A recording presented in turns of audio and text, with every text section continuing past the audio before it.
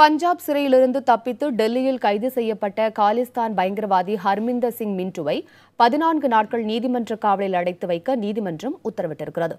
டெல்லி பாட்டியாலா நீதிமன்றத்தில் ஹர்மிந்தர் சிங்கை போலீசார் ஆஜர்படுத்தினர். ஹர்மிந்தர் சிங் சிறையிலிருந்து தப்பிக்க உதவிய ஹர்மிந்தரையும் 14 நாட்கள் நீதிமன்ற காவலில் வைக்க உத்தரவிட்டார். முன்னதாக டெல்லியில் செய்தியாளர்களை சந்தித்த சிறப்பு காவல்துறை அதிகாரி அரவிந்த் தீப், நிசாமுதீன் ரயில் நிலையத்தின் வாகன நிறுத்துமிடத்தில் ஹர்மிந்தர் கைது செய்யப்பட்டதாக கூறினார். ஹர்மிந்தரிடம் நடைபெற்ற முதற்கட்ட விசாரணையில் கிடைத்த தகவல்களின் அடிப்படையில் மற்ற 5 பேரை தேடி வருவதாகவும் அவர் கூறினார். இதனிடையே பஞ்சாப் சிறையிலிருந்து கைதிகள் தப்பித்த நிகழ்வு துரதிருஷ்டவசமானது என கூறியுள்ள துணை முதலமைச்சர், பஞ்சாபில் சட்டம் ஒழுங்கு நிலை சீராக இருப்பதாக விளக்கியிருக்கிறார்.